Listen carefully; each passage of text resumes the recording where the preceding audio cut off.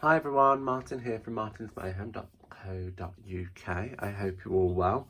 So today I'm going to show you how I created this background using our fabulous watercolour and our inks.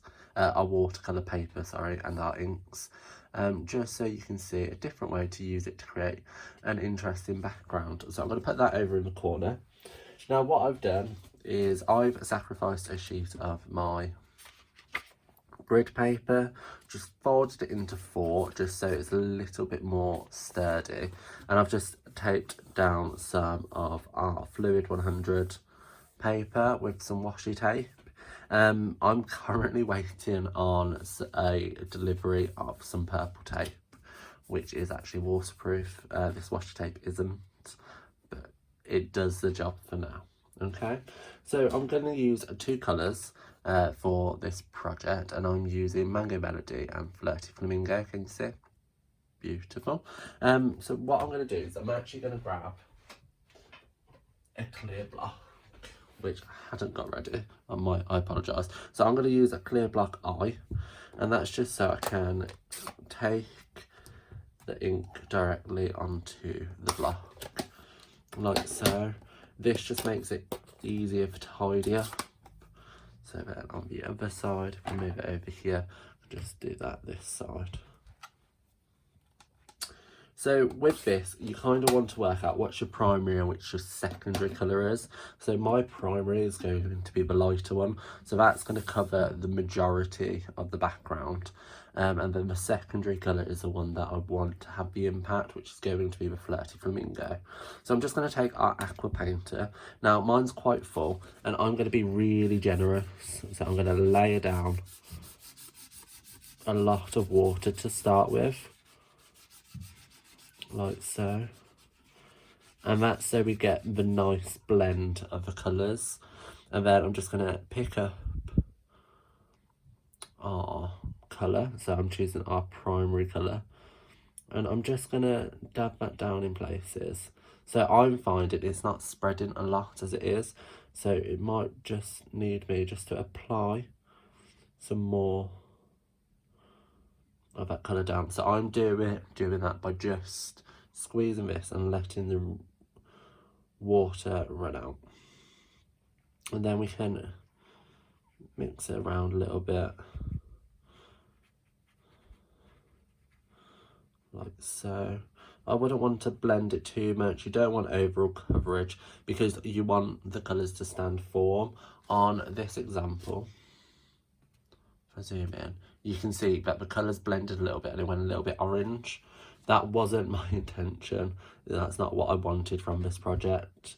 So take 2 should always be better. So then I'm just going to drop in some Flirty Flamingo where we haven't got any colour.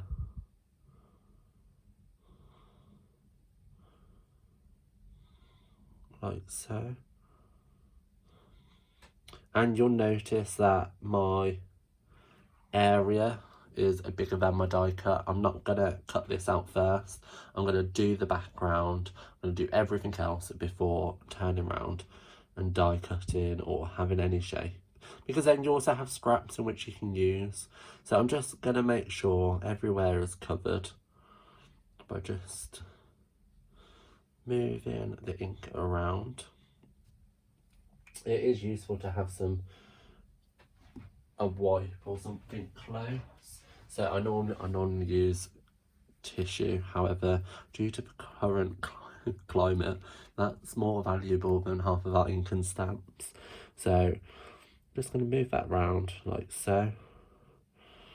And there you go. So you can see it's kind of welled in the middle, and the colour's gone.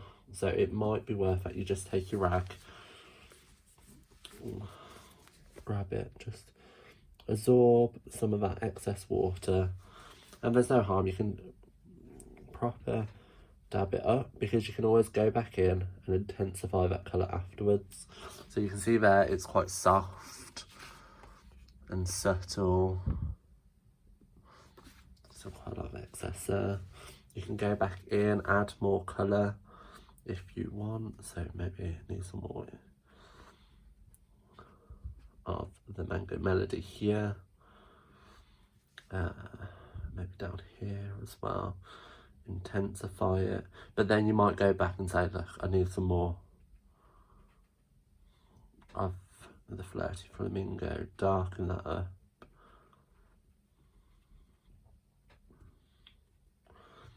It's just working it out how you want it. So I know this bit's quite dark now.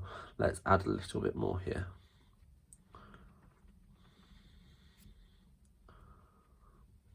Okay, so you can see it's always going to be different every single time because you have no control over the colours and the water. So just go with it, feel free just to mess around. Water is your friend, so make sure you add in a sufficient amount. And just work it. So when drying this, I would always advise you to let it naturally dry. That way you'll keep the nice smooth lines. However, if you did want to dry it quicker, dry it with a normal hairdryer. I wouldn't dry it with anything other than that, just because it might dry it too quickly or too harsh, and then you get watermarks. You might want that from your project. I didn't. I wanted a nice smooth background. Let's just move that to one side. So I can now create another project later on down the line using this background. However, for the remaining cards, you can see I've left everything else really simple. I use Whisper White thick cardstock, which has been embossed with the tin tile embossing folder, and I've stamped the unicorn from Leave a Little Sparkle inverse marker, and he embossed that in black just so it stands off. And you can also see a little bit of embossing on the background, and it's just finished with a bow and some sequins, which is super cute. I would like to receive it because I love unicorns. But there you go. So that's a super fun technique that I hope you can give a go and use it in different ways. Don't just use it with the Leave a Little Sparkle stamp set. It could work with Mountain Air or Bloom and Grow, just to name a few that's in the distance that I can see. So I hope you enjoyed today's video, and let me know if you have any questions. I'll be happy to help. If a full list of the items used are available as well in the description bar below, as well as links to my online shop. And if you have any questions, please just let me know. See you around. Bye.